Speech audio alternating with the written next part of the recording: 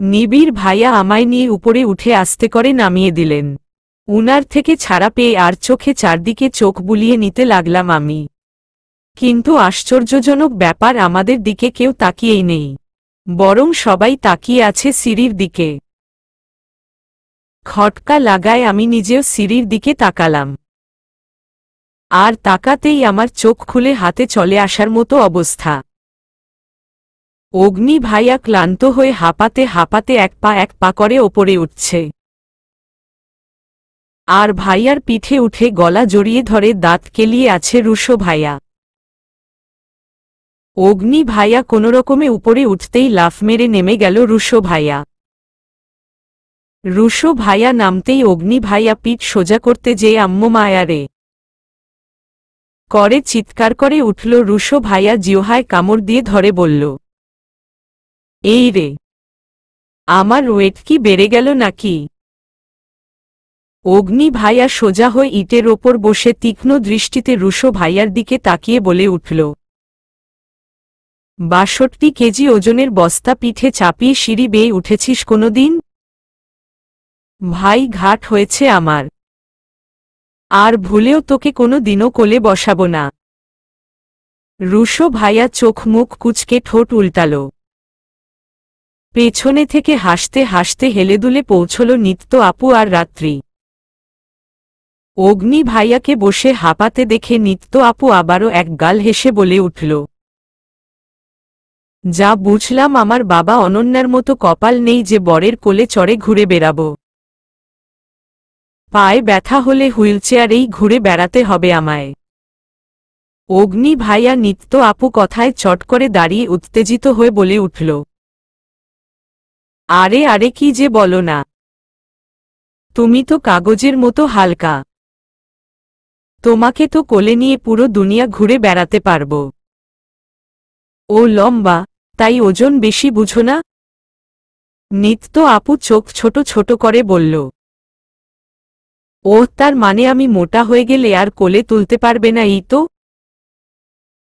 অগ্নি ভাইয়া নিত্য আপুর কথায় থতমত খেয়ে গেল। আমতা আমতা করে ভাইয়া বলল, আরে না না, কোথায় তুমি আর কোথায় রুশো, ও পাতলা হয়েও ভারী, আর তুমি মোটা হলেও আমার কাছে কাগজের মতো হালকাই থাকবা, বিলিভ মি। অগ্নি ভাইয়ার কথায় এতক্ষণের চাপিয়ে রাখা হাসির ফোয়ারা বের হয়ে গেল সবার। রুশো ভাইয়া হাসতে হাসতে অগ্নি ভাইয়ার কাঁধে হাত রেখে বলল, কি ব্রো, তুমিও দেখি আজকাল লজিকহীন লজিক ক্রিয়েট করো। অগ্নি ভাইয়া ভ্রু কুচকে রুশো ভাইয়ার দিকে তাকিয়ে দাঁত দাঁত চেপে বলে উঠল, রুশো ফুসো, বদের হাড্ডি, তোর লাফ মেরে পিঠে উঠার জন্য দেখ বউ বিয়ের আগেই ডিভোর্স দিচ্ছে। বলেই তেরে রুশো ভাইয়ার পেছনে ছুট লাগালো অগ্নি ভাইয়া। ততক্ষণে রুশো ভাইয়া হাওয়া। ওদের দৌড়াদৌড়ি দেখে নিবিড় ভাইয়া হাসতে হাসতে বললেন, আবে পড়ে যাবি শালা, ছোটাছুটি অফ কর। নিবিড় ভাইয়ার বলার পরও কারো কোনো রিয়াকশন হল না। দুজনেই ছোটাছুটি করতে করতে হাঁপিয়ে গিয়ে একসময় হেসে ধূপ করে বসে পড়ল ঘাসের ওপর। নিবিড় ভাইয়া কপাল কুঁচকে বলল, ভালো কথা কানে যায় না, না দিলি তো বাকি এনার্জিও ফুরিয়ে। চল জলদি, এদিকটা ঘুরে ফিরে দেখা হলে জাদুঘরে যাব। অগ্নি ভাইয়া আর রুশো ভাইয়া কিছুক্ষণ বসে জিরিয়ে নিয়ে উঠে পড়ল। এবার রওনা হলাম আমরা মহাস্থানগড় জাদুঘরের উদ্দেশ্যে। বর্তমানে আমরা মহাস্থানগড় জাদুঘরে অবস্থান করছি। হাস্যকর হলেও আবারও আমায় কোলে করে গোকুল মের থেকে নামিয়েছেন নিবিড় ভাইয়াই। কিন্তু এবার রুশো ভাইয়া অগ্নি ভাইয়ার পিঠে লাফ মেরে উঠার সুযোগ পায়নি।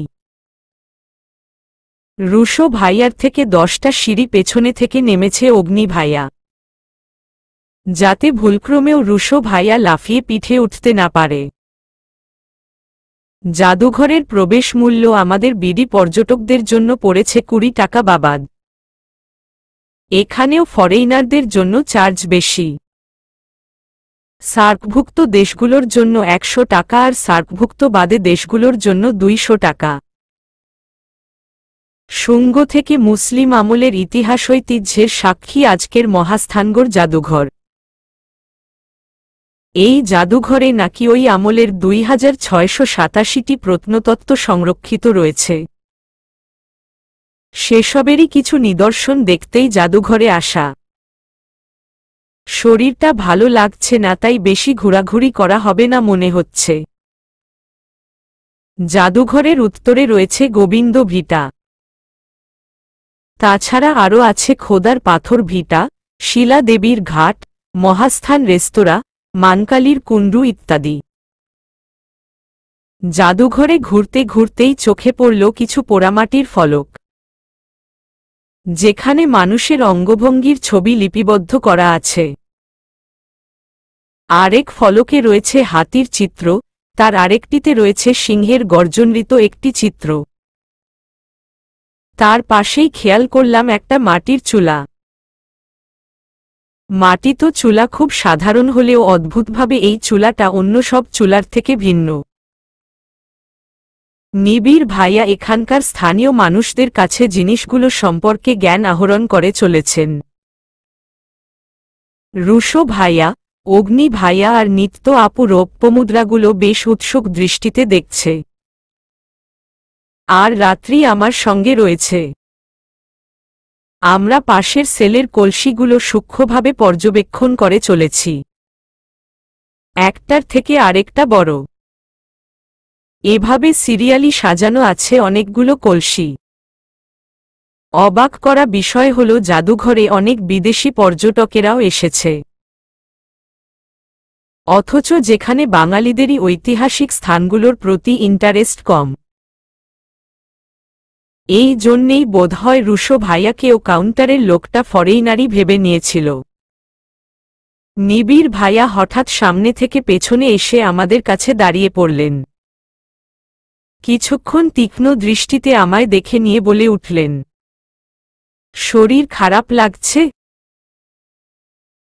বিনিময়ে আমি শুধু জোরপূর্বক হেসে দুদিকে মাথা নাড়িয়ে না বোধক জবাব দিলাম। উনি আমার দিকে অবিশ্বাসের দৃষ্টি নিক্ষেপ করে অগ্নি ভাইয়াকে একটু জোরেই ডেকে বললেন, অগ্নি, লেট হয়ে গিয়েছে অনেক। আবার বগুড়া থেকে সান্তাহার স্টেশন যেতে লাগবে। চল রওনা দেই। আসছি। আগা তোরা। অগ্নি। নিবিড় ভাইয়া চোখের ইশারায় সম্মতি জানিয়ে আমার ডান হাত নিজের হাতের মুঠোয় আঁকড়ে ধরে এগোতে লাগলেন। আমিও চুপচাপ বাধ্য মেয়ের মতোই উনার সাথে তাল মিলিয়ে চলতে লাগলাম। এরকম পাবলিক প্লেসে মানসম্মান ধুলোয় মিশিয়ে দেবার ইচ্ছে নেই আমার। যদি এখন উনার কথার প্রতিবাদ করতে যাই তবে নিঃসন্দেহে সবার সামনে চেঁচিয়ে মার্কেট ফাটিয়ে ফেলবেন উনি। সিএনজি স্ট্যান্ডে দাঁড়িয়ে আছি সবাই। আবারও সেই একই বিপত্তি এসে হানা দিল যাত্রাপথে। সিএনজির সিট 5টা, কিন্তু আমরা মোটে 6 জন। অগ্নি ভাইয়া তো বোধহয় মাটিতে নাক খড় দিয়ে ফেলেছে এই বলে যে রুশো ভাইয়াকে আর কোলে বসাবে না কোনো কালেই। এদিকে রুশো ভাইয়াও এবার নিজের মানসম্মানের তোয়াক্কা না করে অগ্নি ভাইয়ার কোলেই বসবে বলে দাঁত কেলিয়ে যাচ্ছে। নো নো নো, ন্যাড়া একবারই বেলতলায় যায়। সেই জায়গায় আমি তো দুবার গিয়েছি। হেই ব্রো, তাছাড়া তো আর উপায়ও নেই। নাও না কোলে প্লিজ প্লিজ প্লিজ। নিবিড়, বাঁচা আমাকে এটার হাত থেকে। নিবিড় ভাইয়া কিছুক্ষণ চুপ থেকে বললেন, তোরা সামনের সিএনজি রিজার্ভ নিয়ে 4 জন উঠো। আমি আর অনন্যা পেছনের সিএনজি রিজার্ভ নিয়ে যাচ্ছি। নিবিড় ভাইয়ার প্রপোজাল সবার সেকেন্ডের মধ্যেই পছন্দ হলেও হলো না শুধু আমার। আমি ভাইয়া, আপু আর রাত্রিকে ছেড়ে আলাদাভাবে আস্ত একটা বিষাক্ত নখ বিশিষ্ট সাদা বিলাইয়ের সাথে যেতে ইচ্ছুক নই মোটেই। তাই মুখ ফুলিয়ে কেবল না শব্দটা উচ্চারণ করব তার আগেই বাকিরা সামনের সিএনজিতে উঠে পড়ল। নিবিড় ভাইয়া গম্ভীর কণ্ঠে আমায় বললেন, তোমাকে নানা না বলে গান গাইতে বলা হয়নি, চুপচাপ সিটে বসে পড়ো। কি আর করার, শেষমেশ অবাধ্যগত সন্তান হয়েও মুখ বুঝে বাধ্যগত সন্তানের মতো সিএনজির সিটে চেপে বসতে হলো আমায়।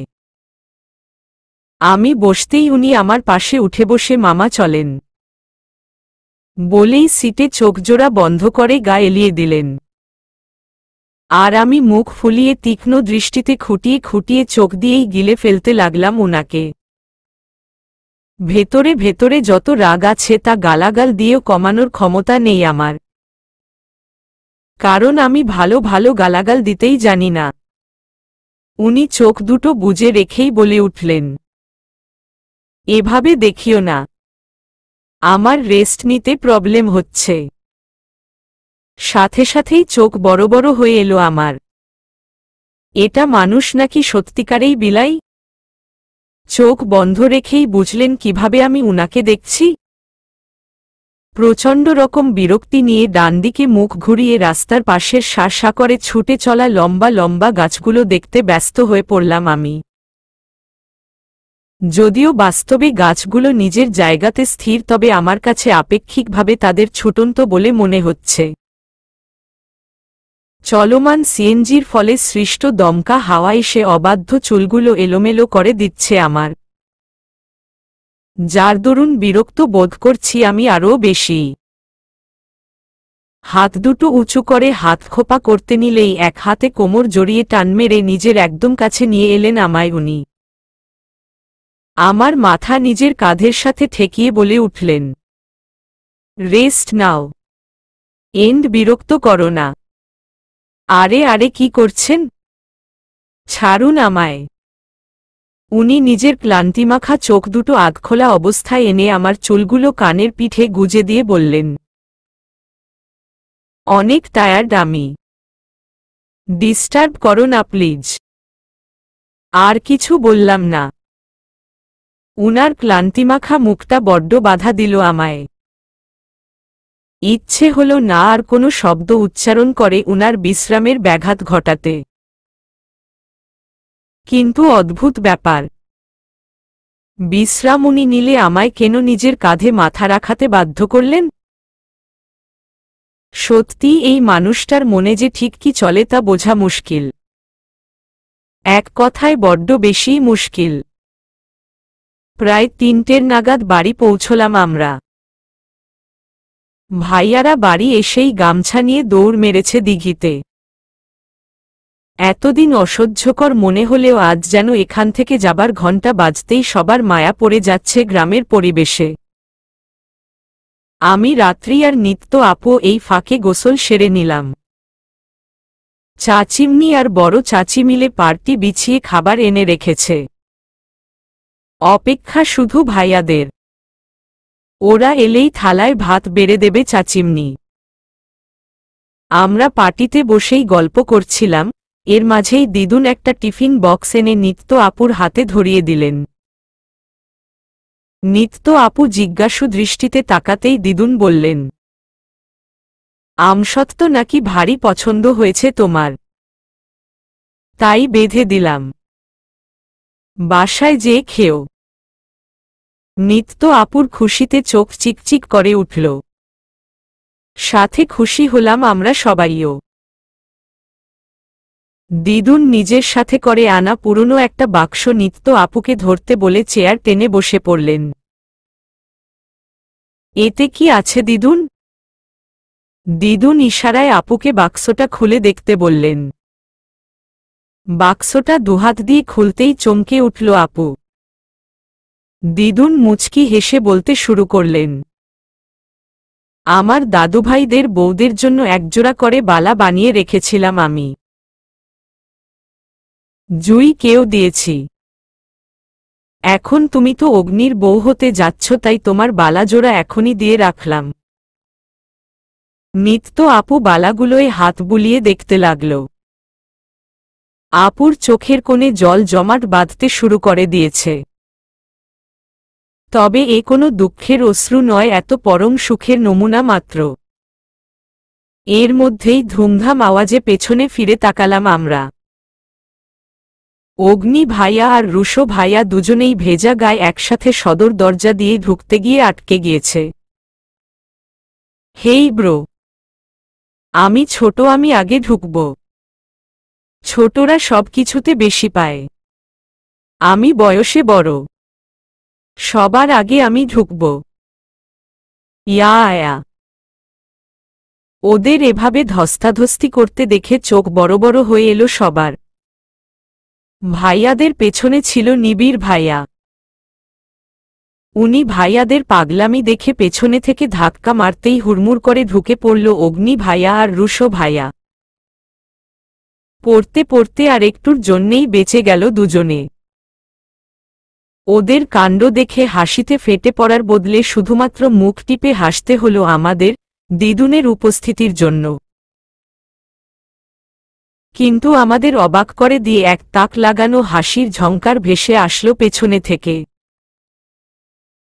আমরা অবাক দৃষ্টিতে সেই হাসির উৎসের দিকে তাকাতেই আটকে উঠলাম। দিদুন ভাইয়াদের কাহিনী দেখে আজ মন খুলে হাসছেন। 10 বছরেও যেখানে দিদুনকে গম্ভীরতার পাছে হাসতে দেখা যায়নি, সেখানে আজ দিদুন প্রাণ খুলে হাসছেন। দিদুনকে হাসতে দেখে চাচিমনি, বড় চাচি আর আম্মুর চোখে নোনা জল এসে বাসা বাঁধতে লাগল। দিদুন হাসি থামিয়ে হাতের ইশারায় ভাইয়াদের নিজের কাছে ডাকলেন। ভাইয়ারা ভয়ে ভয়ে দিদুনের কাছে এসে স্ট্যাচুর মতো শটান হয়ে দাঁড়িয়ে পড়ল। দিদুন রুশো ভাইয়ার পিঠে থাপ্পড় মেরে বলল, এই আমচোরটা দেখি বুড়ো বয়সেও বড় হবে না। আর অগ্নি, দাদুভাই তুমিও ওর সাথে বাচ্চামো শুরু করে দিয়েছ।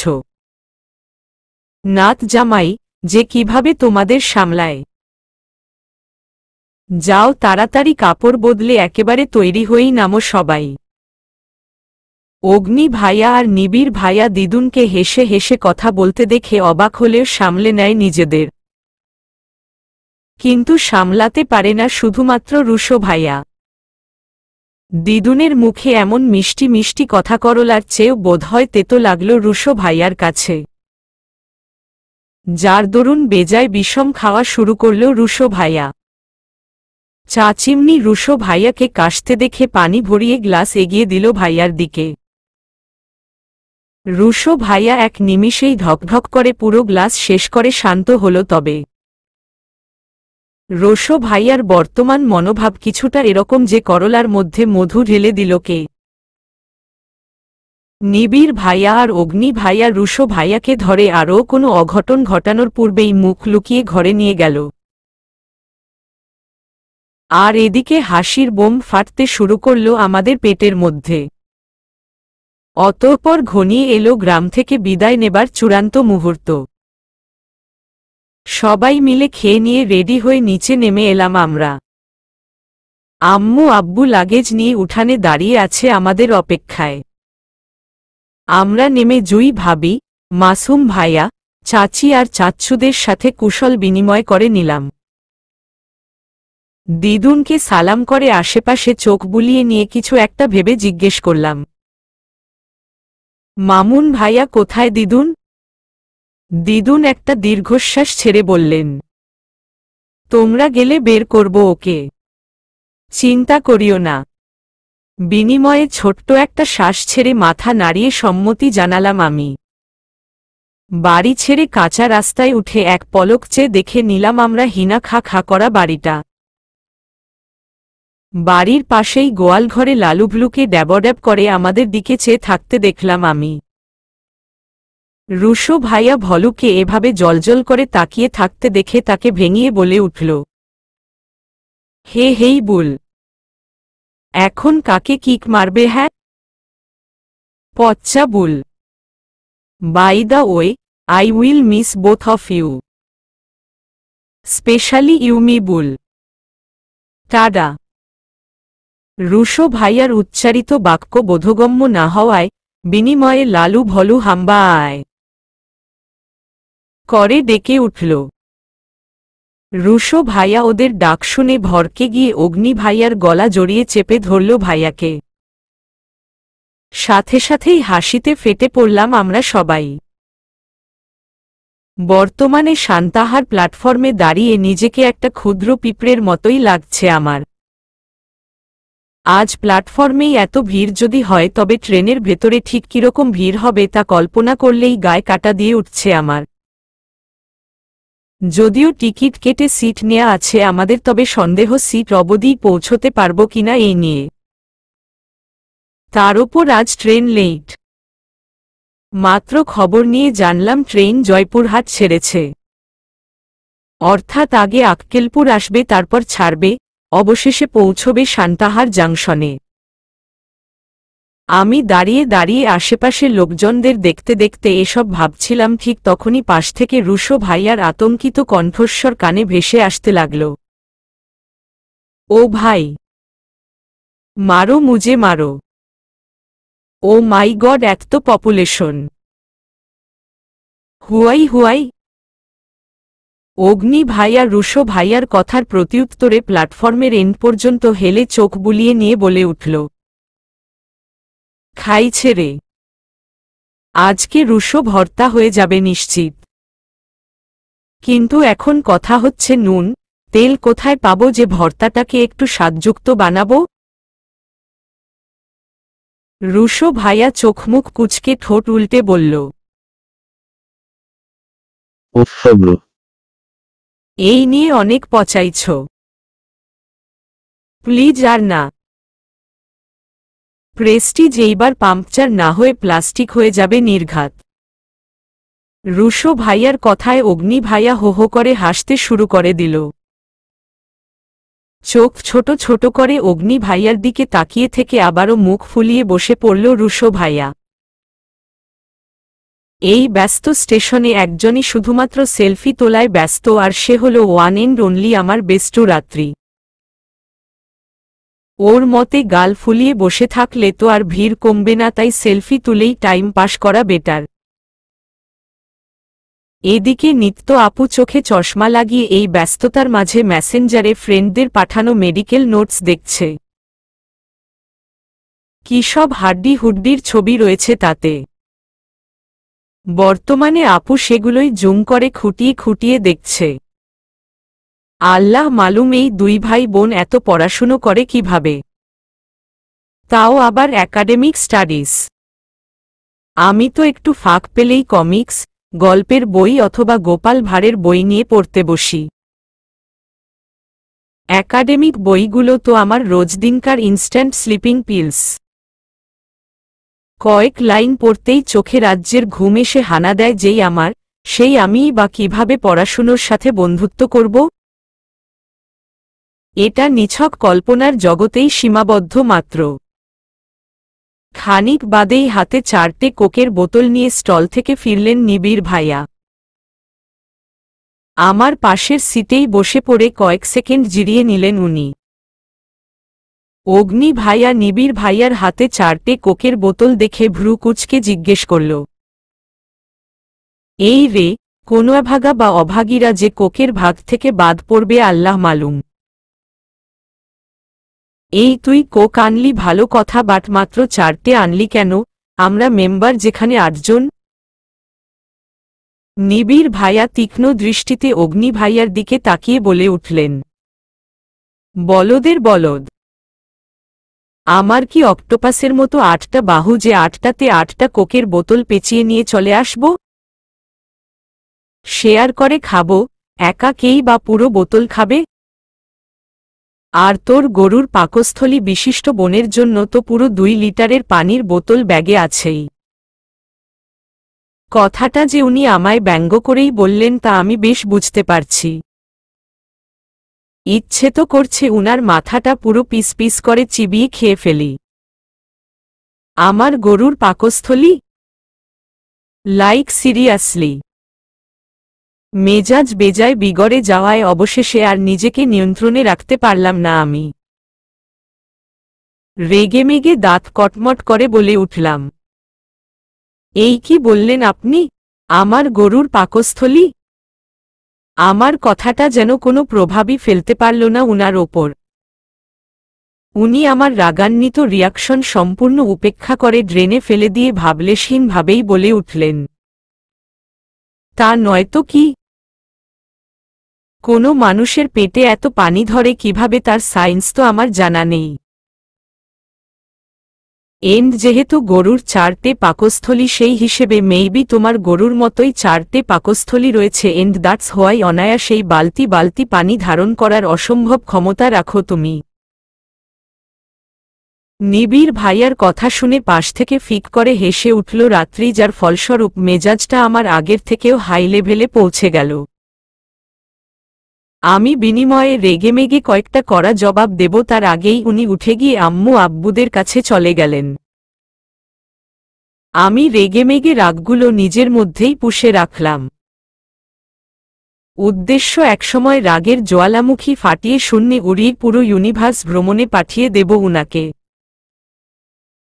প্ল্যাটফর্মের রাউন্ড সিটে আমার বাম পাশে বসে আছে রাত্রি, তার বাম পাশে বসেছে রুশো ভাইয়া, আবার ভাইয়ার পাশে বসেছে অগ্নি ভাইয়া। দেন নিত্য আপু, দেন নিবিড় ভাইয়া এন্ড দেন উনার একদম গায়ে ঘেঁষে একরকম বাধ্য হয়েই বসতে হয়েছে আমায়। আব্বু আম্মুকে একটা কোকের বোতল, অগ্নি ভাইয়া আর নিত্য আপুকে একটা কোকের বোতল, রুশো আর রাত্রিকে একটা কোকের বোতল ধরিয়ে দিয়ে বর্তমানে অবশিষ্ট বোতলের ক্যাপ খুলছেন নিবিড় ভাইয়া। বোতলের ক্যাপটা খুলে আমার দিকে বাড়িয়ে দিয়ে উনি শান্ত গলায় বলে উঠলেন, খাও। বিনিময়ে আমি উনার থেকে বোতলটা নিলাম না, বরং মুখ ফুলিয়ে ঘুরিয়ে নিলাম আমি। আমার ব্যবহারে নিমিষেই কপাল কুঁচকে এলো উনার। উনি জোর করে আমার হাতে কোকের বোতলটা ধরিয়ে দিয়ে ধমক দিয়ে উঠলেন, নিজ ইচ্ছায় না খেলে কিন্তু জোর করে খাইয়ে দিতে বাধ্য হব আমি। এন্ড দেন তোমার এই সুন্দর ড্রেস নষ্ট হলে কিন্তু আমায় দোষ দিতে পারবে না। উনার বিরুদ্ধে আর কিছু বলার সাহস পেলাম না আমি। চুপচাপ কোকের বোতল উঁচু করে কয়েক ঢোক খেয়ে নিলাম। অমনি আবারও এক ধমক দিয়ে বসলেন উনি, হা করে খেতে বলেছি তোমায়, গায়ে পড়ে যাবে না? চুমুক দিয়ে খাও স্টুপিড। ব্যাস হয়ে গেল। এটা কোনো কথা যে আমি চুমুক দিয়ে খাব, উনি আবার সেই বোতলেই খাবেন? কি জানি, হয়তো হা করেই খাবেন। যাকগে, আপাতত এত ভেবে কাজ নেই।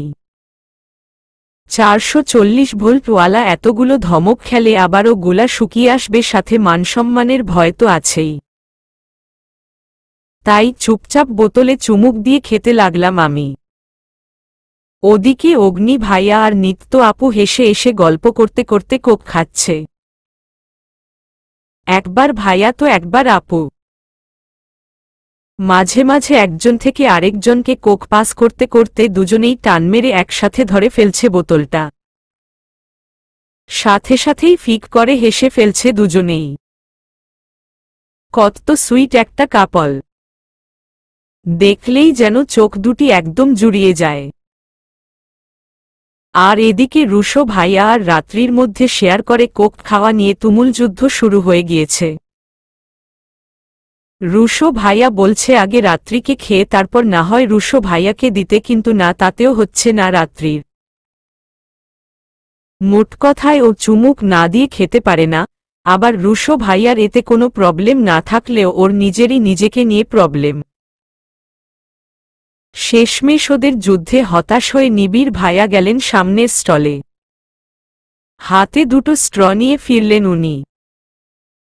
স্ট্র দুটো ওদের বোতলে ঢুকিয়ে দিয়ে বললেন, এর পরেও যদি এনি টাইপ অফ ফাইটিং হয় তো সিরিয়াসলি আমি এখানেই শহীদ হয়ে যাব।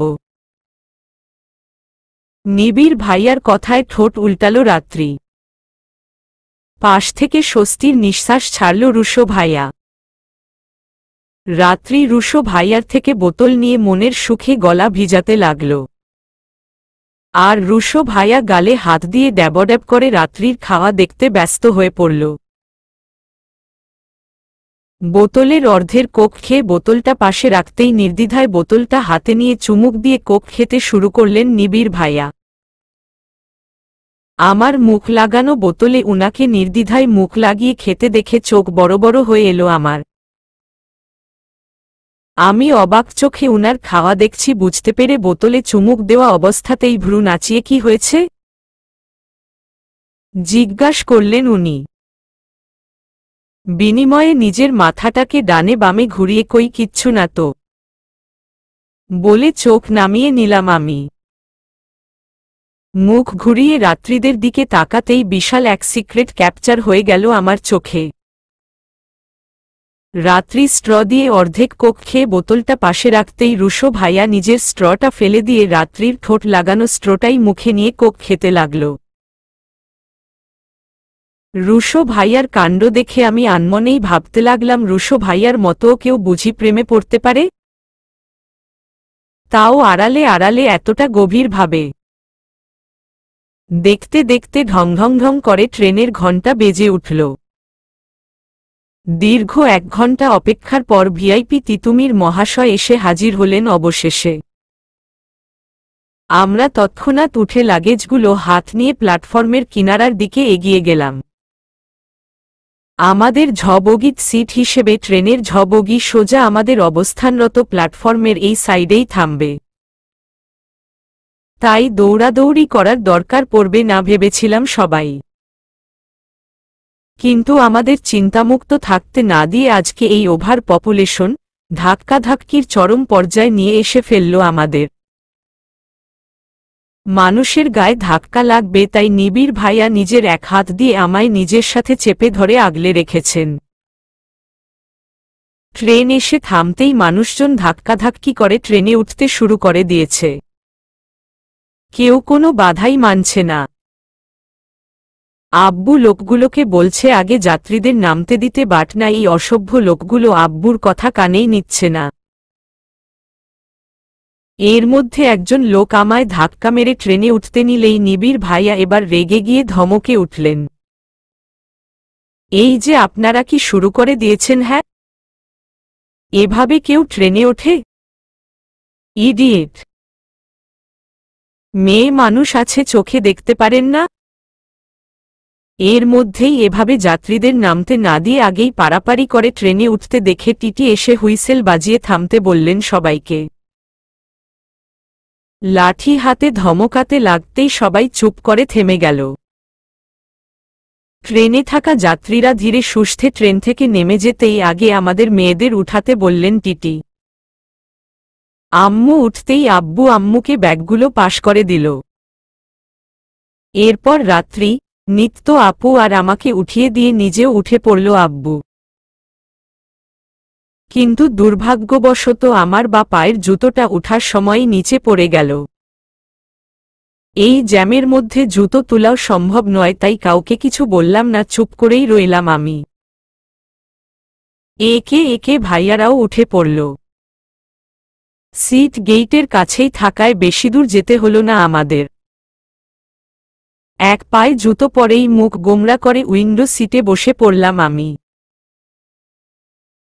অগ্নি ভাইয়া আর নিবিড় ভাইয়ার পেছনে হঠাৎ চোখ যেতেই রুশো ভাইয়াকে না দেখে আমি আতঙ্কিত কণ্ঠে জিজ্ঞেস করলাম, এই রুশো ভাইয়া কোথায়?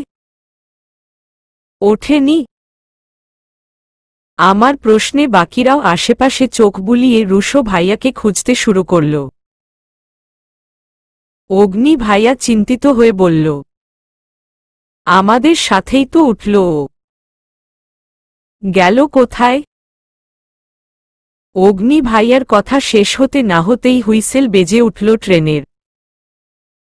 সামান্য ঝাঁকুনির সৃষ্টি করে ধীর গতিতে চলমান হতে লাগল আমাদের অবস্থানরত তিতুমির এক্সপ্রেস।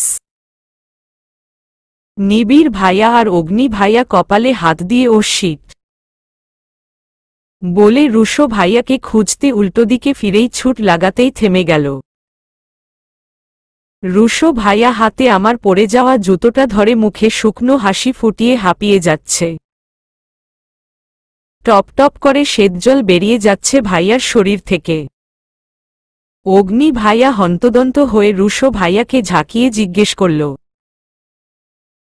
নেমে গিয়েছিলিস কেন তুই? আর একটু হলেই তো ট্রেনটা মিস করে যেতি। উফফ, কি যে করিস না। রুশো ভাইয়া আমার কাছে এগিয়ে এসে জুতোটা নিচে রেখে মাথা চুলকোতে চুলকোতে বলল, ছুটকির জুতোটা পড়ে গিয়েছিল ব্রো। ওটাই নিচে পড়ে থাকতে দেখতে পেয়ে আনতে নেমেছিলাম। তুমিই বলো, এক পায়ে জুতো ছাড়া যাবে নাকি ছুটকি? রুশো ভাইয়ার কথায় সবাই আমার পায়ের দিকে তাকালো আর আবিষ্কার করল যে আসলেই আমার এক পা উন্মুক্ত। আমি বাম পায়ে জুতোটা পরে নিয়ে রুশো ভাইয়াকে এক হাত দিয়ে জড়িয়ে ধরে বললাম, জুতো পরে গেলে গেল, তাই বলে তুমি ওভাবে নেমে গেলে কেন ভাইয়া? এই যদি ট্রেনটা ছুটে যেত। জানো কত ভয় পেয়ে গিয়েছিলাম আমি। রুশো ভাইয়া আমার নাক টেনে দিয়ে ডোন্ট কেয়ার ভাব নিয়ে বলল, তোর সুপারম্যান রুশো ভাইয়ের কিচ্ছু হতো না, ঠিকই উড়ে এসে উঠে পড়তাম। আপাতত উইংস না থাকায় পা দিয়েই দৌড়ে উঠতে হয়েছে এই যা। খালাতো ভাইবোন হবার সত্ত্বেও আমাদের মাঝে এতটা ভালোবাসা দেখে উপস্থিত সবার চোখেই যেন জলেরা এসে বাসা বাঁধতে লাগল। অগ্নি ভাইয়া আর নিবিড় ভাইয়া এসে রুশো ভাইয়ার কাঁধে হাত রাখল। অগ্নি ভাইয়া রুশো ভাইয়ার এলোমেলো হয়ে যাওয়া চুলগুলো আরও একটু এলোমেলো করে দিয়ে বলল, তুই আসলেই একটা জিনিস বটে রুশো। বিনিময়ে রুশো ভাইয়া দাঁত কেলিয়ে দিল।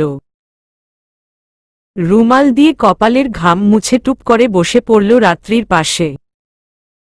যা দেখে আমরা সবাই ফিক করে হেসে ফেললাম। মুখ ফুলিয়ে রাত্রি চোখ ছোট ছোট করে রুশো ভাইয়াকে বলল, এই আপনি এত জায়গা থাকতে আমার পাশেই এসে বসলেন কেন? রুশো ভাইয়া ঠোঁট উল্টে ফিসফিস করে জবাব দিল, তা কাপলদের মাঝে কাবাব মে হাড্ডি হব নাকি? বিনিময়ে রাত্রি আবারও মুখ ফুলিয়ে চোখে মুখে বিরক্তির ছাপ ফুটিয়ে ফোনে মুখ গুজে দিল। আমি মুখ টিপে হেসে দিয়ে পুনরায় আমার উইন্ডো সাইড সিটে বসে পড়লাম আর অগ্নি ভাইয়া গিয়ে নিত্য আপুর পাশে বসে পড়ল। আমি বসতেই ধপ করে আমার পাশে বসে সিটে গা এলিয়ে দিলেন নিবিড় ভাইয়া। চোখ দুটো বুজে নিয়ে ডুব দিলেন কোনো এক অজানা ভাবনার জগতে। ইচ্ছে করছে উনার সাথে কথা বলতে, হাতটা ধেয়ে ঝাঁকিয়ে বিরক্ত করতে। কিন্তু আমি উনার সাথে কথা তো বলবো না। আমার পাকস্থলীকে গরুর পাকস্থলী বলে অপমান?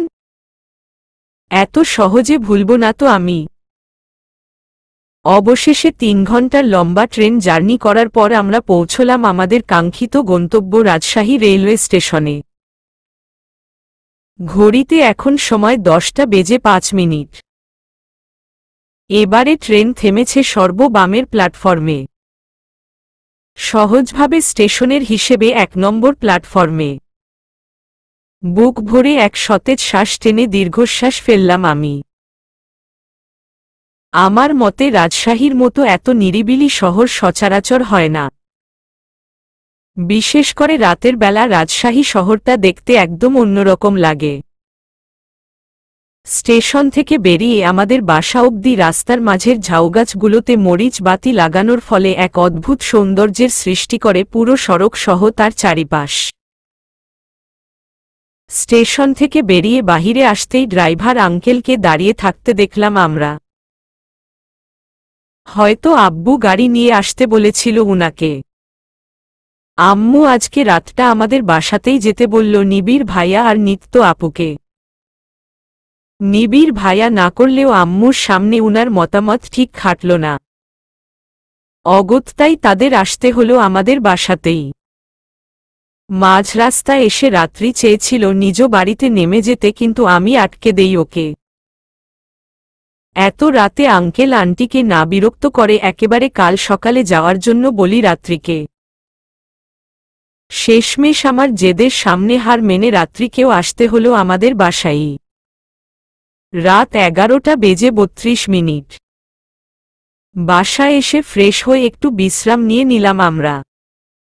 শরীরটা ভীষণ ক্লান্ত। একটা জিনিস ইতিমধ্যে আমার বোঝা হয়ে গেছে যে এবরড গিয়ে ঘুরে বেড়ানো আর জারি হোক আমার কাম্য নয়। টেলিভিশনে দেশবিদেশের ছবি, ভিডিও এসব দেখেই পৃথিবীর বাকি সৌন্দর্য উপভোগ করতে হবে আমার। আম্মু এতক্ষণে ডিনার বানিয়ে ফেলেছে। তারই ডাক পড়ছে নিচ থেকে। আমি রাত্রি আর নিত্য আপুকে নিচে যেতে বলে ভাইয়াদের ডাকার জন্য পাশের ঘরের উদ্দেশ্যে পা বাড়ালাম। এদের কানে আম্মুর ডাক যায় না কেন কে জানে। কানে বোধহয় তুলে গুজে রয়েছে 3 জনই। ভাইয়াদের ঘরে গিয়ে অগ্নি ভাইয়া আর নিবিড় ভাইয়াকে টাওয়েল দিয়ে মাথা মুছতে আবিষ্কার করলাম আমি। এত রাতে শাওয়ার না নিলেই কি হতো না? ঠান্ডা বাঁধিয়ে ফেললে তখন তো দিব্যি বিছানায় শুয়ে উল্টাউল্টি করা ছাড়া আর গতি থাকবে না। এই ভাইয়া, শাওয়ার নিলি কেন এখন? অগ্নি ভাইয়া বিছানায় বসতে বসতে বলল। ফার্স্টলি রুশো শাওয়ার নিয়েছে, দেন ওকে দেখে আমাদেরও ইচ্ছে হলো সো নিয়ে নিলাম। তাছাড়া ঘেমে গিয়েছিলাম, কেমন যেন বিদঘুটে ফিলিংস আসছিল। পাশে রুশো ভাইয়ার দিকে তাকাতেই দেখলাম ভাইয়া ল্যাপটপে খুবই মনোযোগ সহকারে কিছু টাইপ করছে। আশেপাশের কোনো কিছুতেই মন নেই রুশো ভাইয়ার। এত মনোযোগ সহকারে ঠিক কি টাইপ করছে তা তো দেখতে হচ্ছে। তাই পা টিপে টিপে ভাইয়ার পাশে গিয়ে দাঁড়িয়ে ল্যাপটপের স্ক্রিনে উকি ঝুঁকি মারতে লাগলাম আমি।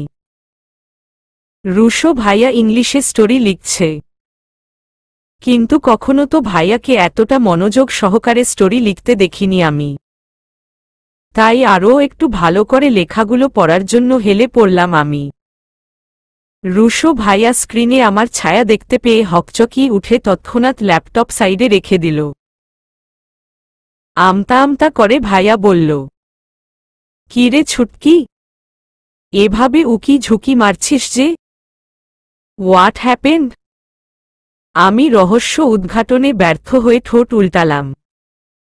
পর মুহূর্তে ব্যাপারটা পরেও দেখা যাবে ভেবে নিয়ে ঠোঁটে হাসি ঝুলিয়ে বললাম, খেতে চলো আম্মু ডাকে। রুশো ভাইয়া আমার মাথায় হাত বুলিয়ে দিয়ে বলল, তুই যা, আমরা যাচ্ছি। আমিও আর কথা বাড়ালাম না। মাথা নাড়িয়ে সম্মতি জানিয়ে নেমে এলাম ডাইনিং রুমে। আমার সামনে জলজ্যান্ত দুধের রাজ্যের রাক্ষসেরা হাউমাউ খাউ করে যাচ্ছে। ভয় এদিকে আমার গলা শুকিয়ে যাওয়ার সাথে কান্নাও পাচ্ছে বেশ। আমি শুধু কাপা কাপা ঠোঁটে উচ্চারণ করছি, না না না। অমনি রাক্ষসগুলো তাদের ইয়া লম্বা দাঁত বের করে বলছে, হা হা হা হা, আজ তোকে কে বাঁচাবে অনন্যা? উফ ফনু, খেয়ে নে না প্লিজ। দেখ হরকিক্স, কমপ্লান, বুস্ট 3টে ফ্লেভারই এনেছি, তাও তোর দোহাই লাগে দুধটা খেয়ে নে। ছুটকি তুই দুধটা খেয়ে নে, আমি তোর জন্য এতগুলো চকলেট নিয়ে আসব। তাও প্লিজ খেয়ে নে বোনটি। ওদের কোনো কথাই ইফেক্ট ফেলতে পারছে না আমাতে। অগ্নি ভাইয়া আর রুশো ভাইয়াকে বর্তমানে আমার কাছে দুধের রাজ্যের রাক্ষসী বলে মনে হচ্ছে। ওদের দুহাতে দুটো দুধের গ্লাস, সাথে একজনের হাতে হরলিক্সের বোয়াম আর আরেকজনের হাতে কমপ্লানের বোয়াম। পেছনে দাঁড়ানো নিত্য আপুর হাতে আছে বুস্ট। বোঝাই যাচ্ছে ফুল প্রিপারেশনের সাথে মেরে ফেলতে এসেছে সবাই আমায়। পাশের চেয়ারে বসে গালে হাত দিয়ে আমাকে দুধ খাওয়ানো অভিযান নিয়ে চলা তৃতীয় বিশ্বযুদ্ধ হাই তুলতে তুলতে দেখছে রাত্রি। আর দরজায় হেলান দিয়ে আরামে ফোনে মুখ গুজে রয়েছেন নিবিড় ভাইয়া। আজকে ডিনারে পর ঘরে কিছু সময় রেস্ট নিচ্ছিলাম, ঠিক সেই সময় দরজা দিয়ে হুড়মুড় করে ঢুকে আক্রমণ চালিয়ে বসে ভাইয়ারা, সাথে নিত্য আপু।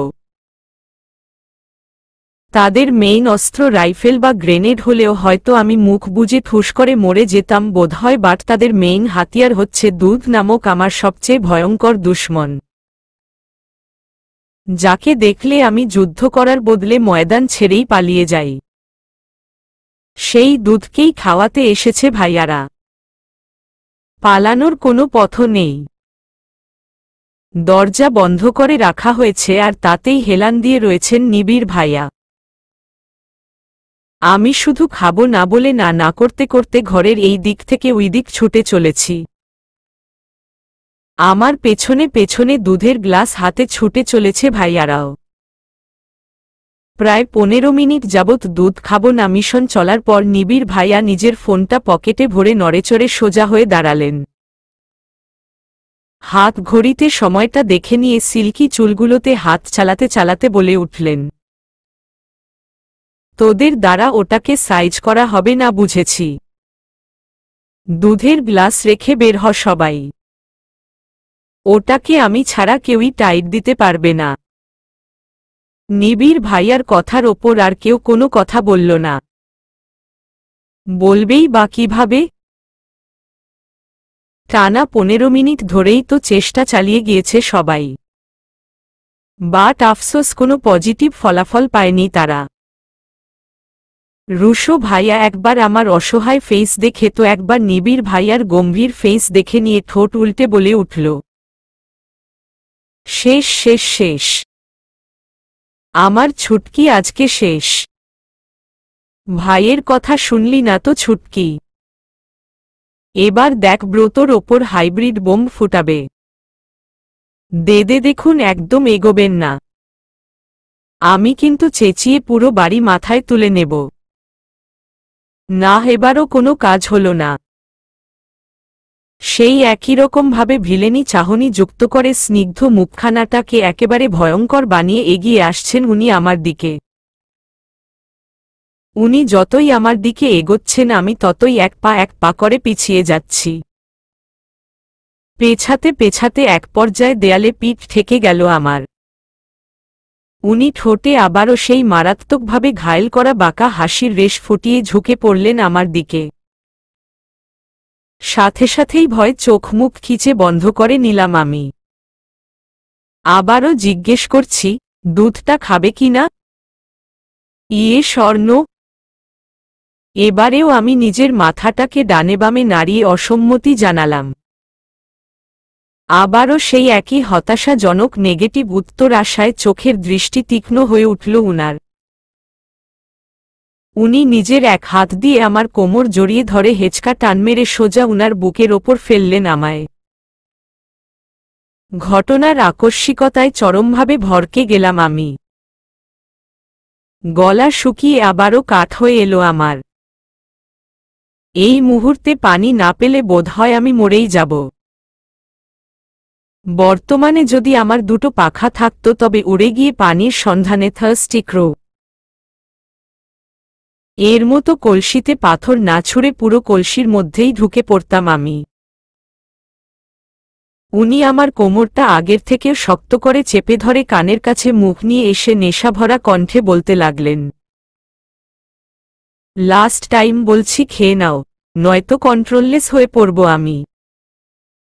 Please do it fast Ananya. এবার আমি যে হাত পা ছাড়িয়ে কান্না করব তারও পথ রাখলেন না উনি। আমি জমে পুরো ফ্রিজর জয়ে গিয়েছি। বুঝতে পারছি আজ হয় দুধ খেয়ে অর্ধমৃত হয়ে থাকতে হবে নয়তো উনার কাছেই খুন হয়ে যেতে হবে আমায়। অবশেষে যখন আর কোনো পথ খুঁজে পেলাম না তখন শুকনো গলায় কাপা কাপা কণ্ঠে বলে উঠলাম, খাবো। প্লিজ এবার সরুন, আমার ভয় করছে। কিন্তু অদ্ভুত, আমার কথাটা যেন উনি আমার এত কাছে থেকেও শুনতে পেলেন না। আমার কোমর চেপে ধরেই আরও গভীরভাবে মিশিয়ে নিলেন আমায় নিজের বুকের সাথে। এদিকে আমার শরীরে মারাত্মক কম্পন শুরু হয়ে গিয়েছে। জানি না কেন এমন হচ্ছে।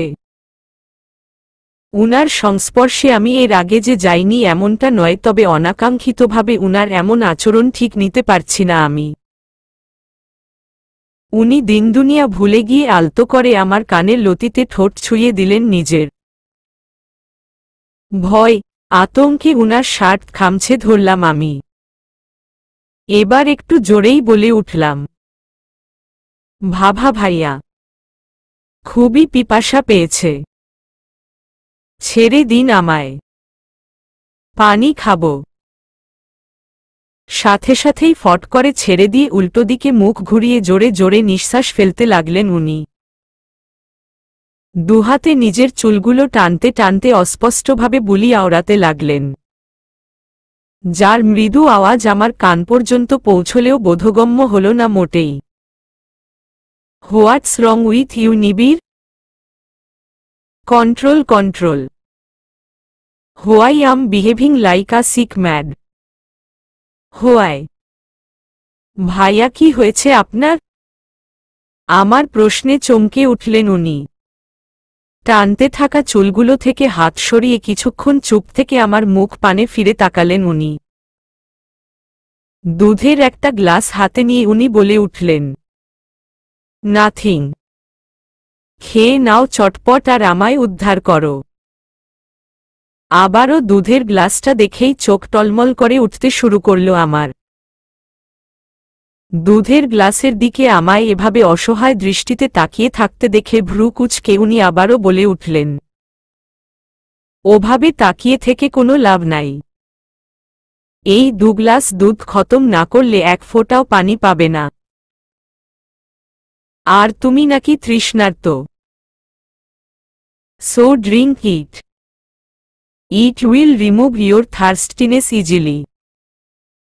তা এখন বলো কোনটা মিক্স করব? Horlicks, Complan or Boost? নাকি এমনিতেই খেয়ে নেবে, কোনটা? উনার কথায় শুকনো ঢোক গিলে আশেপাশে চোখ বুলাতে লাগলাম আমি। আমায় কিছু খুঁজতে দেখে উনি ভ্রু কুঁচকে জিজ্ঞেস করলেন, এদিক ওদিক খোঁজো কি? মেইন জিনিস তো আমার হাতেই। আমি খানিকটা ইতস্তত বোধ করে আমতা আমতা করে বলে উঠলাম, মানে লবণ। উনি যেন আমায় লবণ খুঁজতে দেখে ভ্যাবাচ্যাকা খেয়ে গেলেন। খানিক ভেবে নিয়ে ভ্রু নাচিয়ে জিজ্ঞেস করলেন, লবণ দিয়ে হবে কি? আমি ঠোঁট উল্টে মিনমিন করে বললাম, দুধে গুলাবো, তারপর চামচ দিয়ে এক স্পুন করে খাবো। না হলে খেতে পারবো না। হে হে। আমার জবাবে ঠাস করে কপালে নিজের হাত দিয়ে চাপড় মেরে দিলেন উনি। হতাশ হয়ে উনি বললেন, এত কষ্ট করার পর খাবে তো খাবে, সাথে দুধের সব গুণাগুণ নষ্ট করেই খাবে। বলেই কপাল চাপড়াতে চাপড়াতে দরজা খুলে কিচেনে চলে গেলেন উনি। লবণের বোয়াম ধরে সাথে করে নিয়ে এসে ট্রের ওপর রেখে আমার দিকে তাকিয়ে বলে উঠলেন, আমি গুলিয়ে দেব? নাকি তারও পরিমাণ আপনি করে দেবেন? আমি দাঁত বের করে মাথা চুলকোতে চুলকোতে বললাম, পরিমাণ মতো আপনিই দিয়ে দেন, সমস্যা নেই। আর কমপ্লান বা বুস্ট মেশাতে হবে না, হরলিক্সটাই মিশিয়ে দিন। উনি চোখ মুখ কুঁচকে দুধে হরলিক্স আর লবণ ছেড়ে দিয়ে শব্দ করতে করতে চামচ দিয়ে গোলাতে লাগলেন। যেন কোনো দুধের গ্লাসে নয়, স্বয়ং আমার পেটের রেচন প্রক্রিয়ায় কিডনির বদলে উনিই নিযুক্ত হয়েছেন। কোনো রকমে 1 গ্লাস হরলিক্স একটু একটু করে চামচ দিয়ে খেয়ে শেষ করে তবে হাফ ছেড়ে বাঁচলাম আমি। সাথে থাকা আরও একটা দুধের গ্লাস আমাকে মেরে ফেললেও আর এখন খাওয়াতে পারবেন না বুঝে অগত্যাই নিবিড় ভাইয়াকেই অপর গ্লাসটা শেষ করতে হল। কি সুন্দর ঢকঢক করে খেয়ে পুরো গ্লাসটা চোখের পলকে ফিনিশ করে দিলেন উনি। যেন দুধ নয় অমৃত পান করছেন উনি। ট্রের ওপর গ্লাসগুলো নিয়ে যেতে যেতে উনি বলে উঠলেন, এটা কিন্তু জাস্ট আজকের জন্য নয়, ডেইলি খেতে হবে তোমায়। So be prepared.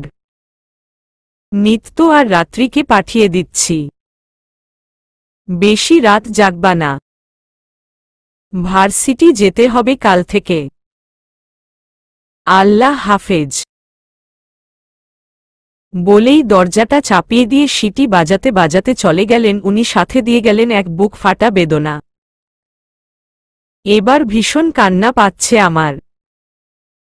এরকম অত্যাচার প্রতিদিন সহ্য করতে হবে কল্পনা করতেই আমার হাত পা ঠান্ডা হয়ে আসছে। ঠোঁট উল্টে দুগালে দু হাত রেখে মুখ ফুলিয়ে বসে রয়েছি আমি। সামনেই নিত্য আপু আয়নার সামনে নিজের লম্বা লম্বা চুলগুলোতে চিরুনি চালিয়ে যাচ্ছে। আর এদিকে রাত্রি আমার মুখ পানে একবার করে তাকাচ্ছে, সাথে মুখ টিপে হেসে চলেছে। আমি অনন্যা দুধ খেয়েছি এই নিয়ে বোধহয় ইতিহাস সৃষ্টি হয়ে গিয়েছে, যার দরুন রাত্রির সেই ইতিহাস নিয়ে চরম ইন্টারেস্ট, সাথে ফিলিং ফানি মুড যুক্ত রয়েছে রাত্রির। ওর এই গা জ্বলানো হাসি দেখে ইচ্ছে তো করছে বক্সিংয়ের মতো ঢিসুম ঢুসুম করে মেরে নাকমুখ ফাটিয়ে দেই। কিন্তু আফসোস, আমার শরীরে বক্সিং করার মতো শক্তির ছিটেফোঁটাও অবশিষ্ট নেই। রাত এখন 1:16। হুট করে রাত্রির ফোনের রিংটনের আওয়াজে চমকে উঠলাম আমি। রাত্রি খানিকটা অবাক হলো এত রাতে কারও কল করাই। শুয়া থেকে উঠে বসে ফোনটা হাতে নিতেই চোখ বড় বড় হয়ে এলো রাত্রির। এত রাতে বাসা থেকে ফোন, কোনো সমস্যা হলো না তো? তাই আর দেরি না করে চট করে ফোনটা রিসিভ করে কানে ধরে ভয় ভয় রাত্রি বলে, হ্যালো আম্মু। ওপাশ থেকে মৃদু সুরে রিমি বলে উঠে, আম্মু না, আমি রিমি। কি করছো আপু? রিমির অস্বাভাবিক কণ্ঠে বিচলিত হয়ে রাত্রি আবারও প্রশ্ন করে, কিরে তোর গলাটা এমন শোনাচ্ছে কেন রিমি? কি হয়েছে? এত রাত অবধি জেগে আছিস কেন? আম্মু কই? ওপাশ থেকে কাপা কাপা গলায় রিমি বলে, কিছু হয়নি আপু, ঘুম আসছে না। জ্বর এসেছে একটু তো তাই। আম্মু মাথায় জলপট্টি দেবে দেখে পানি আর কাপড় আনতে গিয়েছে। তুমি কাল জলদি চলে এসো আপু। তুমি আসলেই আমি সুস্থ হয়ে যাব দেখো। অনেক মিস করছি তোমায়। রিমির জ্বর কথাটা কান পর্যন্ত পৌঁছতেই রাত্রির মুখটা ফ্যাকাশে বর্ণ ধারণ করল। ছোট বোনটাকে যতই বকাঝকা করুক না কেন বা যতই তার সাথে হুটহাট মারামারি করুক না কেন, দিনশেষে ঠিকই রাত্রি গিয়ে রিমি মাথায় হাত বুলিয়ে দেয়। একমাত্র আদরের ছোট বোনকে বাইরে থেকে কঠিন রূপ দেখালেও ভেতরে ভেতরে ভালোবাসে রাত্রি। এক কথায় অসম্ভব রকমের ভালোবাসে।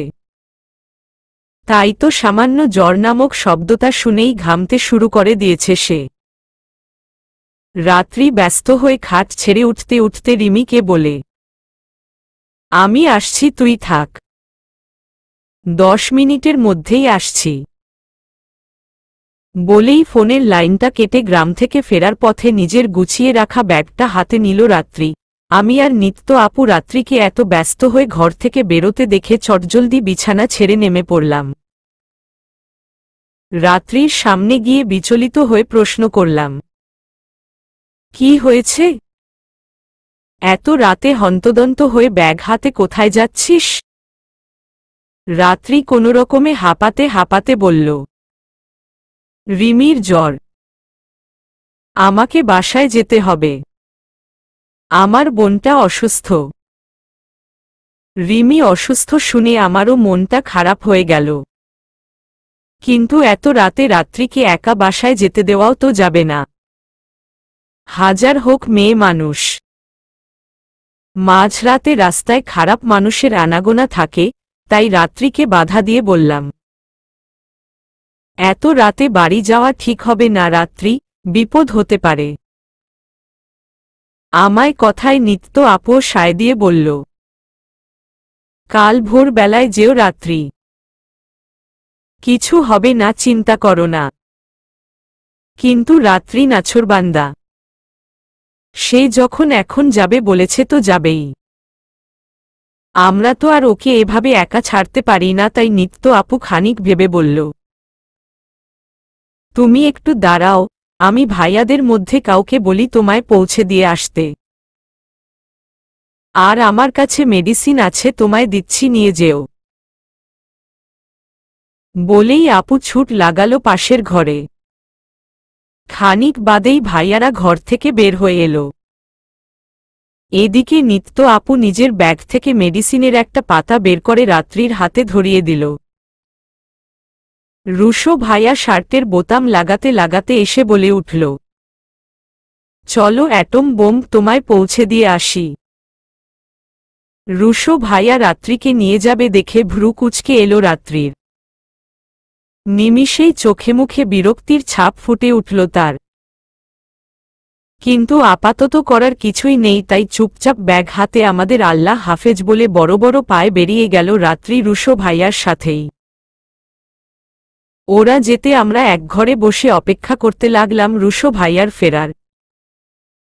ভাইয়া ফিরলেই একেবারে শুতে যাব সবাই। গ্যারেজ থেকে গাড়ি বের করতে সময় লাগবে বিধায় অগ্নির বাইক নিয়েই রওনা দিয়েছে রুশো রাত্রি। বাইকে রুশোর পেছনে বসতে অস্বস্তি হলেও মনে শুধুমাত্র বোনের অসুস্থতার কথাটাই ঘুরপাক খাচ্ছে রাত্রির, যার দরুন অস্বস্তিকর ভাবখানা পুরোপুরি গ্রাস করতে পারছে না রাত্রিকে। বারবার শুধু বোনের ভার কণ্ঠে বলা কথাগুলোই মনের মাঝে আওড়ে চলেছে সে। অনন্যাদের বাড়ি থেকে মাত্র 10 মিনিটের রাস্তার অর্ধেক পার করতেই খুব জোরে সরেই বাইকে ব্রেক কষল রুশো। হঠাৎ এমন ঘাকুনিতে টাল সামলাতে না পেরে রুশোর ওপর হুমড়ি খেয়ে পড়ল রাত্রি।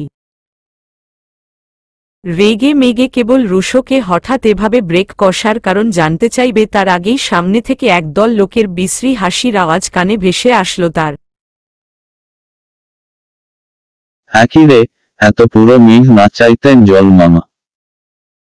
মাঝ রাতে যে আকাশ থেকে চাঁদ একদম রাস্তায় নেমে এসেছে বলেই সামনে থাকা মাতাল ছেলেগুলো আবারও বিশ্রীভাবে হাসতে শুরু করে দিল। মাতাল ছেলেগুলোকে দেখে ভয় রাত্রি মুখ লুকালো রুশোর পেছনে। রুশো ছেলেগুলোর পা থেকে মাথা অবধি চোখ বুলিয়ে বলে উঠল, what do you want bros? এভাবে পথ আটকালেন কেন? Don't make up the road please, we are getting late. ছেলেগুলোর মাঝখানে একজন রুশোকে দেখে বাকিদের উদ্দেশ্যে বলে উঠল, এবার কে রে? বিদেশি না বাংলাদেশি? 4 জনের মধ্যে আরেকজন বলল, দেখ তুই বিদেশের মাল, বিদেশে গিয়ে এসব ইংরেজিতে পকপক করিস। আপাতত পেছনের মালটাকে আমাদের হাতে ছেড়ে দিয়ে কেটে পড়। রুশো মাথা ঘুরিয়ে রাত্রির ভয় কুকড়ে যাওয়া শুকনো মুখখানা দেখে নিয়ে ইশারায় নামতে বলল তাকে। রাত্রি অবাক চোখে রুশোর দিকে তাকাতেই রুশো নিজের ঘন পল্লব বিশিষ্ট চোখের পলক ঝাপটে নিশ্চিন্ত থাকতে বলল তাকে। রাত্রি ভয় ভয় বাইক থেকে নেমে পেছনে গিয়ে দাঁড়াল। রুশো বাইকটা স্ট্যান্ড করে রাত্রির সামনে এসে দাঁড়িয়ে ছেলেগুলোকে উদ্দেশ্য করে বলে উঠল,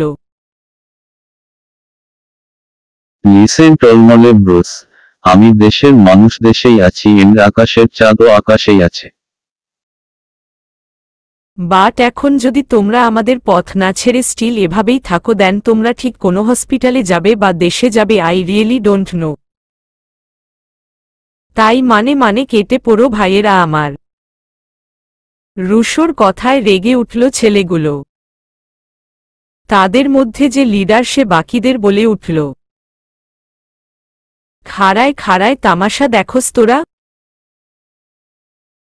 যা এটাকে মেরে মালটাকে নিয়ে আয়। জি বস বলেই 3টে ছেলে তেরে রুশোর দিকে এগোতেই রুশো দুহাত দেখিয়ে থামতে ইশারা করে আকাশের দিকে আঙুল দেখিয়ে বলল, আরে আরে ওয়েট ওয়েট ওয়েট, ওই দেখো আকাশে হাতি উড়তেছে। রুশোর কথায় অবাক হয়ে ছেলে 3টে আকাশের দিকে তাকিয়ে উড়ন্ত হাতি খুঁজতে লাগলেই রুশো পেছনে থেকে লাথি মেরে 3জনকেই ফেলে দিল রাস্তায়। ওদের বশ রেগেমেগে চেঁচিয়ে বলে উঠল, আবে আহাম্মকেরা, মার শালাকে, না হলে আমার হাতেই মরবি তোরা। ছেলে তিনটি কোনোরকমে কোমর ধরে উঠে রুশোর দিকে এগোতে নিলেই রুশো উল্টো দিকে ঘুরে ছুট লাগাল। ওর পেছনে পেছনে ছুট লাগল বাকি তিনজনও। একটা নির্দিষ্ট জায়গা জুড়ে গোল গোল ঘুরতে লাগল রুশো। রুশোকে ধরতে ওর পেছনে পেছনে গোল গোল ঘুরতে ঘুরতে ক্লান্ত হয়ে ধপ করে রাস্তায় বসে পড়ল তিনজনই। রুশো ওদের অবস্থা দেখে ভেঙচি কেটে বলে উঠল, ব্যাটটা মাতালের দল। আমাকে ধরতেই পারছিস না আর তো মারবি? হা, আবে এ বুলডোজার, চাল, জাস্ট তুই বাকি আছিস। কাম কাম। হাতের ইশারায় ছেলেগুলোর লিডারকে ভেঙ্গিয়ে ডাকল রুশো। এতে চরমভাবে রেগেমেগে পুরো ফায়ার হয়ে তেড়ে আসলো ছেলেটা রুশোর দিকে। রুশোর পেট বরাবর পাঞ্চ মারার উদ্দেশ্যে হাত চালাতে নিলেই রুশো ফ্লিপ মেরে ডানদিকে সরে গিয়ে সোজা পা দিয়ে লাথি মেরে দিল ছেলেটার মেইন পয়েন্টে। ব্যথায় চেঁচিয়ে উঠে নিজের মেইন পয়েন্ট ধরে ধুপুস করে রাস্তায় বসে পড়ে ছটফট করতে শুরু করল ছেলেটা। রুশো হাসতে হাসতে বলল, হে হে, দেখ এবার কেমন লাগে। রুশোর পেছনে লাগা, তাই না? গন্ডার। এদিকে রুশোর এরকম ফাইটিং দেখে ভয় পাবার বদলে উল্টো পেট চেপে ধরে হাসতে শুরু করে দিল রাত্রি। এই ফাঁকে বাকি তিনটে ছেলেদের মধ্যে একজন চুপি চুপি রাত্রির পেছনে গিয়ে রাত্রির হাত চেপে ধরে টানতে শুরু করে দিল। রাত্রি নিজের হাত ছাড়াতে ছোটাছুটি করতে করতে চেঁচিয়ে রুশোকে ডেকে উঠল, রুশো ভাইয়া। রাত্রির চিৎকারে চটজলদি উল্টো দিকে ফিরল রুশে রক্তচক্ষু নিয়ে। রুশোর চোখ দুটো লাল টকটকে বর্ণ ধারণ করল নিমিষেই। রুশো দৌড়ে গিয়ে সোজা বুক বরাবর লাথি মেরে দিল ছেলেটার, যার দরুন মুখ থুবড়ে হুমড়ি খেয়ে রোডে পড়ে গেল ছেলেটা। রুশো হাতের মুঠো শক্ত করে বসে পড়ে ছেলেটার সেই হাত উল্টো দিকে ঘুরিয়ে মুচড়ে দিল যেই হাত দিয়ে রাত্রির হাত ধরেছিল সে। এত জোরে হাত মুচড়ে দেওয়ায় চিৎকার করে আঘাতের জানান দিল ছেলেটি। কিন্তু রুশোর তাতে কোনো যাই আসল না। সে নিজের যত রাগ আছে তা ঝেড়ে সোজা ফেলতে লাগল ছেলেটার ওপর। বুকের ওপর পা তুলে দিয়ে এলোপাথারি মারতে শুরু করে দিল ছেলেটাকে রুশো। মারতে মারতেই চিৎকার করে বলতে শুরু করল সে, সাহস কি করে হলো তোর আমার কলিজায় হাত দেবার? ভালো ব্যবহার করছিলাম, সহ্য হচ্ছিল না।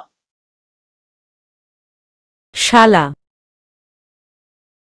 লাথো কা ভূত বাতো সে নেহি মানতে। তোকে তো আজকে মেরাই ফেলবো আমি, বলে ক্রমাগত মারতে থাকল রুশো ছেলেটাকে। এক পর্যায়ে আঘাতে আঘাতে রক্তাক্ত করে দিতে থাকল ছেলেটার শরীর রুশো। এদিকে রাত্রি রুশোর এমন রূপ দেখে ভয় জমে গিয়েছে। থরথর করে কাঁপছে তার পুরো শরীর। কি বলল রুশো রাত্রিকে? রাত্রিকে টাচ করা রুশোর কলিজায় হাত লাগানো হলো কিভাবে? এমন নানান প্রশ্ন ঘুরপাক খেতে লাগল রাত্রির ছোট্ট মাথাটায়। চলবে।